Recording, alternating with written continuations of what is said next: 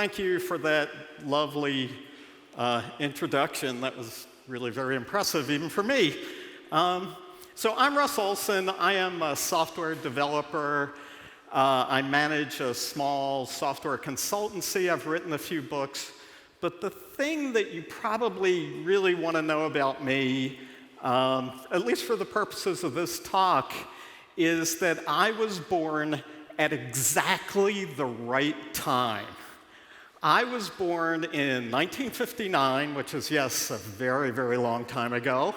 But that meant that in the summer of 1969, I turned 10 years old. Can you remember being 10 years old? I mean, I can a little bit, and if I can, surely you can. 10 years old is a very special age because you're just old enough to understand some of what was going on or what is going on in the world. And so in the summer of 1969, I knew enough to know that, my God, people are landing on the moon. I mean, that's incredible. And I understood that when I was 10 years old. But when you're 10 years old, you are also still a child. And since you're still a child, your mind is still forming, and so things can happen that change the way you look at the world, that change the way you think about things.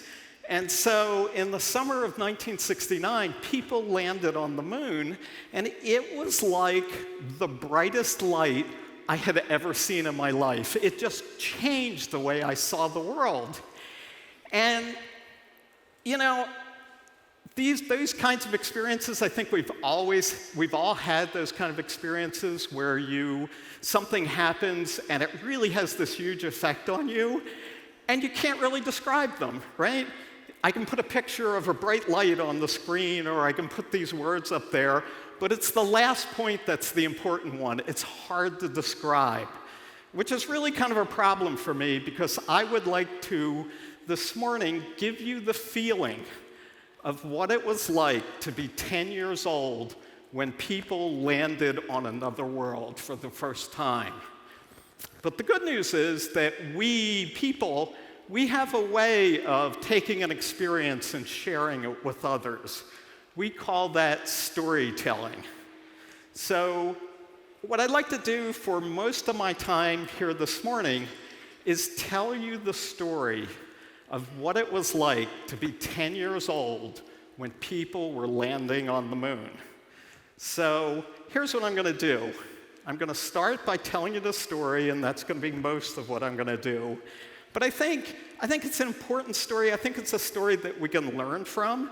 So right at the end, for just a little bit, I'm going to talk about the things that we can learn from this story. So first there'll be the story, and then just a little bit of talk about what the story means. So here goes. Here's the story. It's the summer of 1969, and it's hot. I mean, it's really hot. And when it gets hot like this, sometimes people go a little crazy. It feels like the whole world is going crazy. But here in the summer of 1969, that is not just a feeling. In the summer of 1969, the world really is crazy. Because in the summer of 1969, the Cold War has turned 25 years old. For 2.5 decades, Europe has been divided, the world has been divided, Germany is literally divided. On one side, there's Western Europe and the United States, and on the other side, there's Eastern Europe and the Soviet Union. And these two sides have been confronting each other all over the world for 25 years. In Berlin, their tanks are on one side of the street, our tanks are on the other side of the street, the guns are loaded, and both sides are just sitting there for 25 years, each side waiting for the other side to make the first move, or to make the first mistake, or to sneeze. And you better hope nobody sneezes. You better hope nobody sneezes, because they have thousands of nuclear bombs. We have thousands of nuclear bombs. And if those bombs start flying, if somebody sneezes and those bombs start flying, we all have about 15 minutes to live. So here in the summer of 1969, we are holding on by our fingernails, living life 15 minutes at a time. But for once, here in the summer of 1969, it's not the heat, it's not the general craziness, it's not even the Cold War that's filling up all the news. It's something else. It's Apollo. It's the project to land a person on the moon. But don't get me wrong, Apollo is all about the Cold War. You see, in the late 1950s and the early 1960s, the Soviets were doing amazing things in space. They put the first satellite in space. They launched the first person into orbit.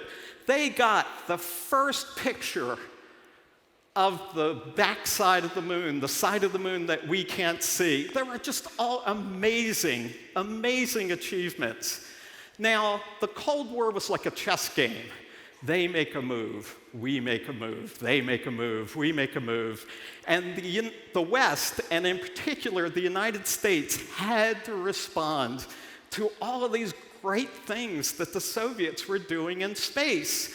And so John Kennedy was the president of the United States back then, and he reasoned that if you were behind in a race, the way the West was behind in the space thing, the Soviets were doing these wonderful things, it's better to be behind in a long race than a short race. Why? Because if you're behind and it's a long race, there's time to catch up. So Kennedy got his advisors together and he said, we are going to have a marathon.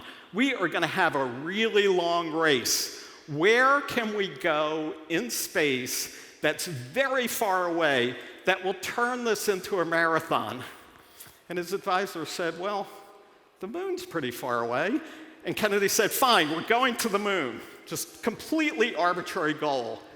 And we need a deadline. We need a deadline. 1970 is a nice round number. We are going to the moon by 1970. It's a completely arbitrary goal. It's a completely arbitrary deadline. I'm sure no one here has ever experienced that. So Kennedy got up in front of the US Congress and he said, we are going to take a person from the Earth, send them to the moon, land them on the moon, and return them safely to the Earth by 1970. And a funny thing happened after he made that speech. I mean, everybody knew this was about the Cold War. This was the next move in the Cold War. But a funny thing happened. People, maybe you would see your friend on the street and you would say, did you see this Kennedy speech? And your friend would say, the moon. I mean, can you believe it? The moon. I mean, yes, we all know it's about the cold, but the moon. People have dreamed about going to the moon for thousands of years, and now we're going to do it. I mean, it's the moon. And it's funny, you could tell that Kennedy, right? Again, it's just a Cold War strategy for Kennedy, but you could tell that he caught some of the excitement. Because a few months after he made that first speech, he made a second speech. And he said words to the effect, we choose to go to the moon, not because it's easy, but because it's hard. Now, how hard is it to go to the moon? It really depends on how far away the moon is, right? So if you're 10 years old and you go to school, you have science class, you have a science textbook. In that textbook, they will talk about eclipses or the phases of the moon, and you'll see a diagram like that, right? There is the Earth, there is the moon. Well, I've got some bad news for you. That picture is wrong. The picture you saw in your school textbook, it's wrong. Here's a tennis ball. See, just a regular tennis ball. If this is the Earth, then I have this little rubber ball. It's about, 2 centimeters. This is about the right size. If this is the Earth, then this is the moon. Now, if you look at that picture, the Earth and the Moon are about like this, right? Is that the picture you have in your head? They're like this. Wrong. The Earth and the Moon are not this far apart. They're not this far apart. They're not this far. My arms aren't long enough. It would be about 2 meters at this scale. 2 meters. Now, here's the thing. Kennedy said, we are going to go to the moon by an arbitrary deadline. And people, when he said that, people had just started going up into space, right? 1 American, handful of Russians. Do you know how far we had gotten into space when Kennedy said we're going 2 meters? About as high as the fuzz on this tennis ball.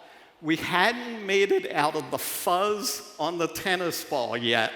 And Kennedy decides we are going 2 meters by an arbitrary deadline. It was a crazy idea, insane. So if you have this insane project and this crazy deadline, how do you even start?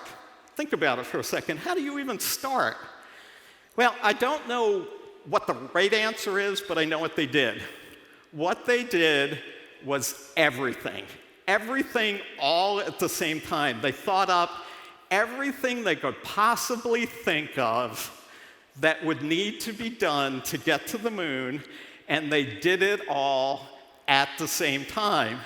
And the plan was that it would all come together and work perfectly together at the last minute, because that is always a good strategy.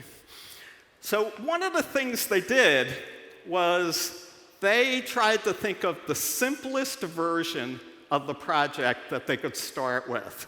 What is the simplest thing that we could do that would be like the goal, but much easier? So the goal is take a person, send them to the moon, land them on the moon, return them to the Earth. How can we simplify that? Well, easy. Forget the person. Let's just take a machine, a robot, send it to the moon, land it on the moon, return it to Earth. You know, people like to breathe and eat and all those kinds of things. We can forget all that. This will be easier. But is this the simplest thing we could do? No. If you're just sending a machine and landing it on the moon, we don't have to bring it back, just leave it there. So that cuts the trip in half. That has got to be easier. So let's do that. But is that the easiest, the simplest thing we could do? Not quite. We need to talk about what this word to land means. Maybe we redefine land to mean go screaming in at 1,400 kilometers per hour, splat! We could take some pictures on the way, get nice close-up pictures of the moon, and thus was born Project Ranger, a project whose goal it was to hit the moon with the spaceship. Ranger 1 was launched in August of 1961, and it's kind of a weird project, right? It's a throwaway prototype. You're literally throwing it away. The goal is to crash. And by that measure, Ranger 1 achieved its goal ahead of schedule. Ranger 1 crashed into the Atlantic Ocean. Ranger 2 did better. Ranger 2 crashed into the Pacific Ocean. Ranger 3, in all honesty, did better. Ranger 3 made it all the way out to the orbit of the moon. The moon wasn't there at the time. So Ranger 3 went right on by the moon. Ranger 3 is still out there. Let's see, Ranger 4 actually hit the moon, but Ranger 4 died on the way to the moon. It was a brick when it hit the moon. So, not really. Let's see. 5. Ranger 5 was worried about Ranger 3 and joined it in the great beyond.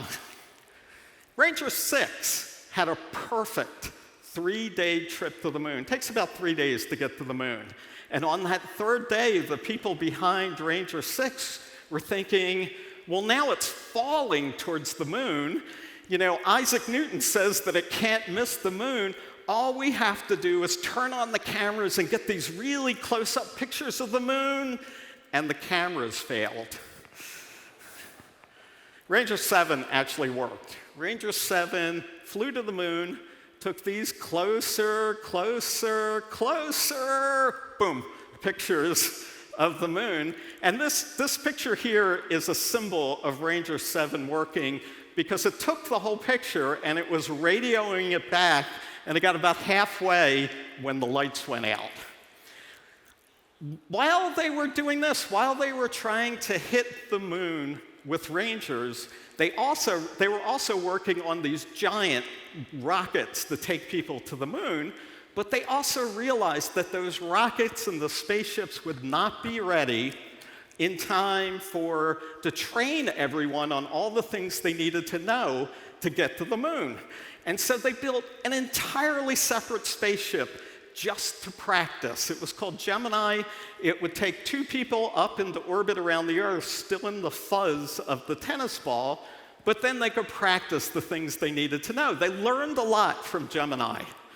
One of the things they learned from Gemini is what happens if a little steering rocket malfunctions and starts firing and will not stop firing. And what they learned is that your spaceship starts to tumble, slowly at first, but then faster and faster and faster. But the other thing that they learned was that if you have an astronaut who's in the spaceship and is so well trained and is so calm that he can work the problem while the world is literally spinning out of control, and he can find the right buttons to push even though he can't really see anymore, things are spinning so fast. This is a survivable accident, and survive they did. That is something to know. While they were doing this, they were building these giant workshops, and they're building these giant rockets in the workshops, and the end result of that is this. This is a rocket as tall as a 30-story building. It's really hard to see at this scale, so let me show you this. This is the rocket that the United States was using when Kennedy said, "We're going to the moon." This is the rocket that they used on Gemini, the training spaceship. And this is the going to the moon rocket. This is engineering on a completely different scale. You can see how crazy this project is. It's just insane. The funny thing about this rocket is it only has one purpose. Its one purpose is to throw the very pointy bit at the top, up there all the way, you can barely see it better there, at the moon. Because the very pointy bit at the top is this. It's the result of another project. This is the Apollo mothership. It can keep 2 people or 3 people alive in space for 2 weeks. It has the oxygen and the air conditioning and the food and the water, everything 3 people need to stay alive in space for 2 weeks. It has this big rocket engine on the back to send them back home after they're done at the moon. It has a heat shield to keep them from burning up. It has parachutes to lower them down, and it even floats because it lands in the ocean. It is a brilliant piece of engineering. There's only 2 things wrong with it. The first thing wrong with this thing is that it killed its first crew. They weren't even flying in space. They were just sitting on the launch pad, practicing a launch when a fire broke out inside the spaceship. 3 times the ground crew tried to fight their way through the smoke and the flames and the heat to get those astronauts out. 3 times the smoke and the flames and the heat drove them back. On the 4th try, they finally got the hatch open. There was no one left to save. But here in the summer of 1969, that was 18 months ago, and we think we fixed all of the problems with this spaceship. We think because we're really in a hurry, but we're pretty sure we fixed all the problems. That's problem number 1. Problem number 2 is with the heat shield and the big rocket engine and the food in the air and the parachutes, this thing is too heavy to land on the moon. It can fly out to the moon, it can orbit around the moon, and it can come back. But it cannot make the last 90, 100-kilometer journey down to the surface of the moon. So for that, we have the output of another project.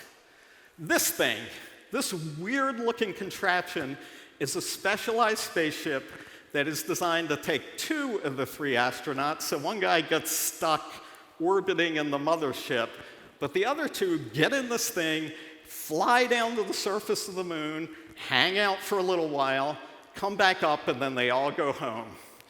So the plan is for these 2 spaceships to go out to the moon carrying these guys. This is the crew of Apollo 11. These are the first people to try and land on the moon. Let's see, the guy on the right is Buzz Aldrin. He is one of the 2 people who are going to try and land on the moon. Buzz Aldrin is an expert in space navigation, right? You really don't want your spaceship with people to go off into the great beyond. So he's a pretty good person to have here. The guy on the other side is Neil Armstrong. He's the other person. In fact, he's going to be flying the little spaceship down to the moon. We have already met Neil Armstrong. Neil Armstrong was the astronaut in the out-of-control spaceship who managed to save himself and his crewmate. Maybe that's why they picked him for this? The guy in the middle is Michael Collins, and he is the person who is going to stay in the mothership. So he goes out to the moon, but does not actually land on the moon. And he has the worst job in the world, the universe. He has the worst job in the universe, not because he doesn't get to land on the moon. He has the worst job in the universe because what if something happens to the other 2 on their way down to the moon? What if they're on the moon and they can't get back? What if they can't find their way back? Colin's job in those cases is to turn around, leave his friends behind, and fly back to Earth. 3 quiet, sad days. Can you imagine that? Anyway, it is July 20th, 1969. It's about 1600. A few days ago, Apollo 11 took off. They've had a textbook journey to the moon. A few hours ago, Armstrong and Aldrin got in this weird-looking machine and started flying down to the surface of the moon. They are about to enter the final 10 minutes, a part of the journey that NASA calls powered descent, down to the surface of the moon. Back on Earth, at Mission Control, there is a room full of people getting ready for war. Their job is to watch the data streaming down from that little strange-looking machine and be the 3rd, 4th, 27th pair of eyes, making sure everything is working. And they are deadly serious. The door is locked. There's an armed guard on the other side of the door. No one is getting in or out until this thing is over. They've locked the circuit breakers on some of their important equipment. They would rather risk a fire than have the lights go out at a critical moment. In the United States and in various places around the world, there is a blanket of tension that you can almost see. In this house in Philadelphia, a 10-year-old boy and his dad are watching the coverage on TV. It's right around now, it's right around 1600, that the dad gets up, walks about halfway to the TV, gets down like this, and puts his hand on his head. And that's the way he will stay until this thing is over. In the wider United States, there's very few cars on the road. But it's right around now, it's right around 1600, that something really weird happens. The cars start to pull over. They stop. In cities, they find a place to park. On highways, they pull off onto the side of the road. In farm country, they just stop on the road. The drivers can't drive and listen to their radios, listen to what's going on above the moon at the same time. The 10-year-old boy and his dad are watching this guy on TV. This is Walter Cronkite. He is like the king of US TV news guys. Cronkite's thing is that nothing upsets him. He always has this very calm, even voice. You know, he'll be in a war zone talking about what it's like to get shot at, and it'll still be the same calm, even voice. It is 16:05. Armstrong and Aldrin are at about 17,000 meters. They've gone through about a quarter of their fuel to get here, and they've got this problem. Their radio isn't really working that well. They talk to the ground for a little while, and then they get these huge bursts of static. And they need that radio because they need the people at Mission Control to be able to get the data. And so they're doing the things that you do to fix a radio. They're changing channels and adjusting the antenna, and fortunately, they have time to do that because they're not really flying the spaceship. There's a new device, a new gadget that's flying that spaceship, and it is called a computer. And one of the reasons they have a computer flying it is that they are not just trying to generically land on the moon, they are trying to land at a specific, predetermined spot on the moon. And in the run-up, in the planning for Apollo 11, there was a certain amount of argument over where they should land. On the one side, you had the scientists and the geologists and people who study the moon, and they were saying, yeah, Cold War. We understand this is all about the Cold War, but this is also the scientific opportunity of a lifetime. We have got to land someplace geologically interesting. And on the other side, you have the astronauts and the engineers and the rocket scientists, and they were saying, fine, what's geologically interesting? And the scientists were like, a canyon, or a valley. No, the bottom of a crater. No, the rim of a crater. To which the astronauts, especially the astronauts, but the rocket scientists are like, yeah, we're not landing in any of those places. And in the end, it was the astronauts and the rocket scientists who won the argument. So Apollo 11 is being flown by this computer, and it is aimed for the flattest, dullest, least geologically interesting spot on the moon that NASA can find. It is 16:10, just about 5 minutes into that last 10-minute flight down to the moon. Apollo 11 is at 10,000 meters. They've gone through about half their fuel, and the radio is working better, so maybe they're thinking, okay, maybe that was the problem we were having for this flight, when a display in front of them lights up with the number 1202. Now, if you saw Don's talk yesterday, you will know what 1202 means, but in case you missed it, let me give you a simple formula to translate 1202 into something any modern programmer would understand. Or if I'm old school, right? So their computer is going a little sideways. Armstrong radios down to Mission Control, 1202. What's 1202? You know, there's hundreds of these error codes. There's a moment of frozen horror in Mission Control, but there's also a person in Mission Control who has memorized hundreds of these codes, and he knows that 1202 means that the computer is getting behind in all the things that it needs to do, but he also knows that it's not the most serious problem in the world. So the advice goes back to Apollo 11 from Mission Control. Ignore the 1202, just pay no attention, keep going. Well, Armstrong and Aldrin can't quite just pay no attention. For one thing, there's a bad user interface. They have to push some buttons every time they get one of these alarms, and it's distracting, and you know, they're a little concerned about the 1202. So just like with the radio, they have their head down, and they're dealing with their technology. It is 1612, 7 minutes into the last 10 minutes flight down to the moon.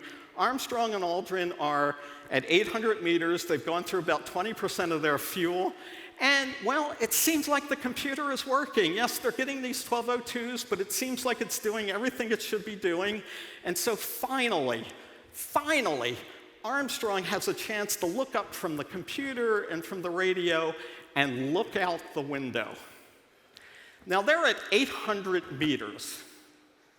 Right? Think about flying into Rome or London or New York. If you're at 800 meters, your seatbelt is fastened, your tray table is up, you are getting ready to land. At 800 meters, Rome or London or New York, it's not this place on the map anymore. It's not, oh, the place I'm going next week. It's not where the home office or the conference is. At 800 meters, Rome or New York, it's a place. It's all around you. You can look out the window and see trees and people and cars. Armstrong looks out the window at 800 meters, and for the first time in human history, the moon is not that light up in the sky. It's not this thing that he's been training for years. It's not this geopolitical Cold War goal thing. The moon is a place. He can look in the distance and he can see mountains or maybe the rims of craters, and they seem higher than he is. He can look down and see boulders and cracks in the ground. He can look straight down and he can see the ground scrolling beneath him. Now, if you're 10 years old, think about try and imagine what it would be like to be Armstrong looking out that window at that minute. You're in this big spacesuit, you've got this glass helmet on, you're looking out the window. I may or may not have spent a lot of time when I was 10 years old thinking about this. What would you feel? Think for a minute about what you would feel if you looked out and you saw this place that no one had ever seen before up close. What would you feel? What would go through your mind? I'm not sure, I don't know what went through Armstrong's mind. I don't know what would go through your mind, but I know what would go through my mind. The word is fear. The moon is a place. This is the wrong place. They're off course. They've overshot their landing site. It's not the worst thing in the world, but then Armstrong, he's got these markings on his window. And he can do a little math and line up his eye and look down and see where the computer is taking them to land. So he does that. He lines up his eye with the right marking and looks down at the ground, and he sees this, a very geologically interesting crater. And the crater's not that big, but remember what a crater is. A crater is a rock came from the sky and hit the ground, and there is stuff all over the place. There are boulders all around this crater. Armstrong looks at that for just a few minutes, and then he makes a very Neil Armstrong decision. He partially disconnects the autopilot, takes partial manual control, and he slows their descent to almost nothing and starts zooming forward. And he does this because out beyond the boulders, he thinks he can see a decent place to land, and he has got to get there before they run out of fuel. Back at Mission Control, well, all this data is streaming down. They can see Armstrong turn off the autopilot. They can see him kill most of the fall. They can see him zooming forward. The one thing they cannot see is the crater. There's no live video feed. Are you kidding? That's science fiction. So the people in Mission Control, they know something is up, but they don't know what. And they just go quiet. There is nothing more they can do. It is now 16:41, 9 minutes into that last 10 minutes flight down to the moon. Armstrong and Aldrin are now screaming over that boulder field. They're going so fast, they don't know how fast they were going because their speedometer is pegged maximum. No one ever expected them to be going this fast, this close to the ground, but they're leaving the boulders behind, and they can see that there is a relatively flat place out there. It is 16:16, 11 minutes into that last 10 minutes of flight. Armstrong and Aldrin are down to 3% of their fuel. They're now past the boulder field, and they're stopping, and Armstrong is now lowering the thing like a helicopter to get down to the ground. You can imagine that he's maybe feeling with his toes, where's the ground down there? And it's right around now that the first ominous warning comes up from the ground. It's just 2 words, 60 seconds. You have 1 minute of fuel left, guys. Armstrong barely hears them because now he's just trying to find the ground. There's a big cloud of dust being kicked up, so he can't actually see the ground that well anymore, but he knows the ground is down there, and it's right around now that he gets the second warning, which is just, again, 2 words, 30 seconds. For the love of God, land this thing. And then Aldrin, who's been looking out the window, reports that he can see a big shadow on the ground. It's the shadow of the spaceship. And then Aldrin looks down at his instrument panel, and he has a little light in front of him, and the light is labeled lunar contact. The astronauts call it the contact light. And as he looks at that light, it comes on. Contact light means that the sensors on the landing gear of that weird-looking spaceship have touched something hard. Contact light means they landed. Contact light means that Armstrong and Aldrin are not going to die, and better, they're not going to fail. Contact light means that these 2 guys, that all the people back at NASA, that humanity has arrived. It is 1741, but Armstrong and Aldrin are not quite done. See, the plan had been for them to fly to about 1 meter above the moon and then turn off the rocket engine and just let it fall.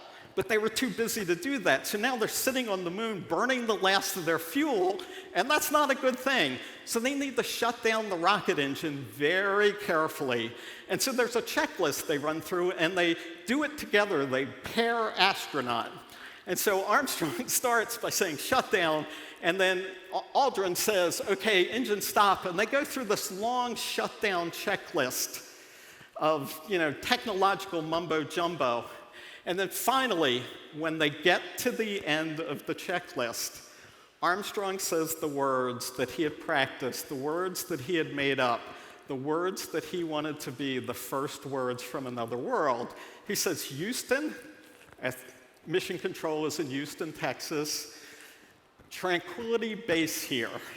They had landed in a place on the moon called the Sea of Tranquility. The Eagle, that's the name of the little spaceship, has landed. And with those words, there is this muted, kind of controlled roar in Mission Control. It's muted and it's controlled because their job isn't over until the astronauts are safe at home, so they don't have time to cheer. But there is this muted sort of groan. Back in the wider United States, well, remember the cars that are pulled over to the side of the road? What would you do? Right? You're off on the side of the road, you hear all this happen, maybe you pound on the steering wheel, scream until your throat hurts. I don't know. In this house in Philadelphia, it takes the 10-year-old boy just a few minutes, just a few seconds, really. He doesn't understand the shutdown checklist, but he understands the Eagle has landed. And then he realizes that his dad is no longer in this crouch, but his dad is jumping up and down and shouting really loud, shouting louder than he's ever heard his dad shout. It's really loud. And then the boy realizes it's not just his dad who's shouting. It's the people next door. It's the people on the other side. It's the people across the street. The whole neighborhood is shouting. And then the boy looks back at the television and sees the second incredible thing of that day. Because on the TV, just for a second, the camera was pointed there and then it cut away. But just for a second, he saw it. He did see it. There was Walter Cronkite crying.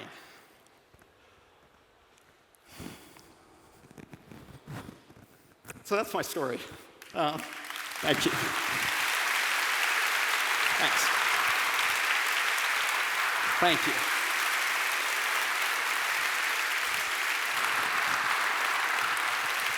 Thank you.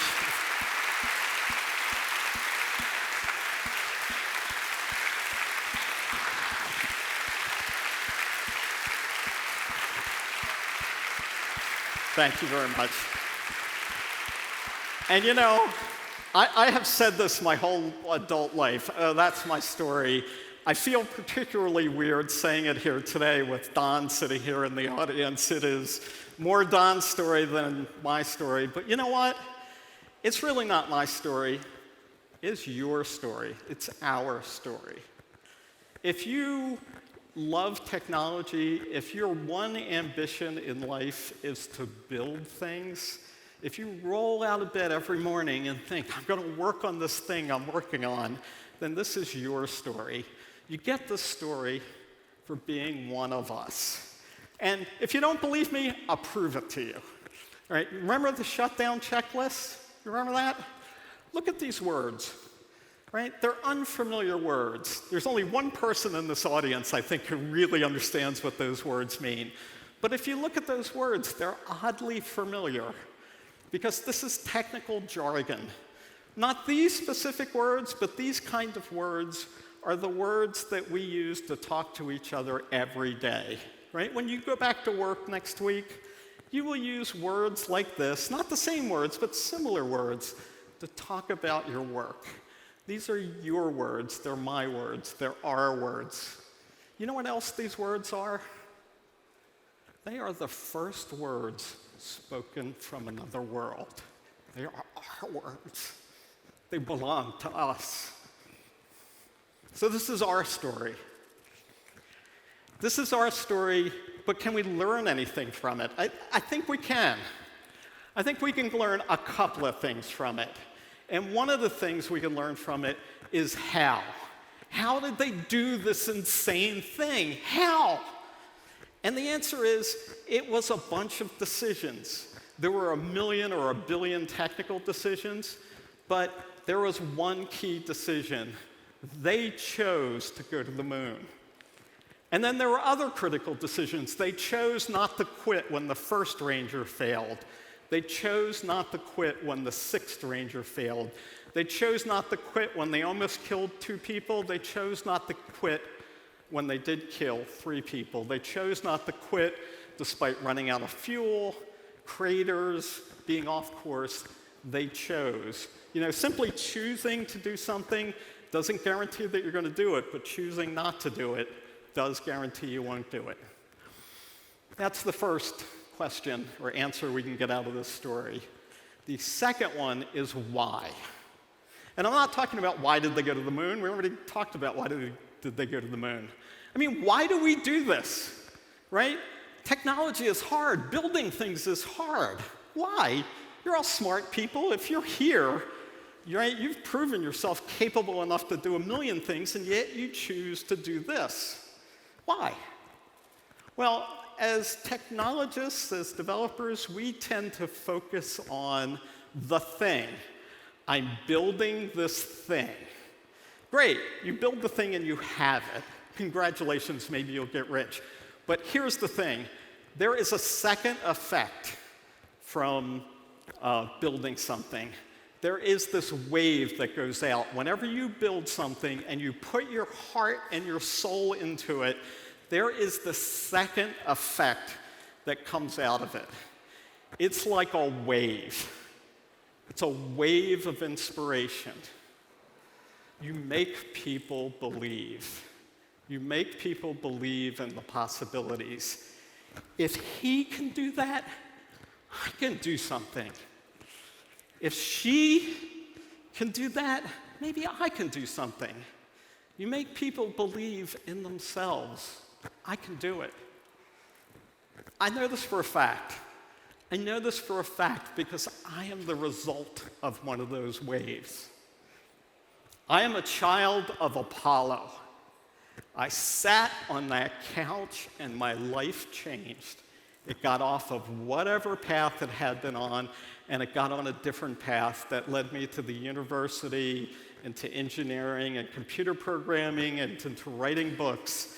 And then a little while after that, to being here with you this morning. For me, the ultimate lesson or the ultimate answer to the why question, why do we build things? No, we build them because it's our job. We build them because it's worth building. We build them because people are depending on us to build them. But we also build things because to pay back the people who taught us or the people who inspired us. We build things for the next bunch of 10-year-olds. Because look around. The next bunch of 10-year-olds, we're all they have. So look around, look inside yourself. We are all the next bunch of 10-year-olds have. So for me, the ultimate lesson of Apollo really has very little to do with space travel or the moon, rockets or any of that, and it has to do with us. It has to do with what we do with our lives. And so for me, it all goes back to the words that started it all those decades ago. We choose to go to the moon, not because it's easy, but because it's hard. So I hope you have a great rest of the conference. I certainly hope that you have a safe trip home, wherever home is. And from the bottom of my heart, I hope that when you get home, you do something hard. You've been a great audience. Thank you very much. Thank you.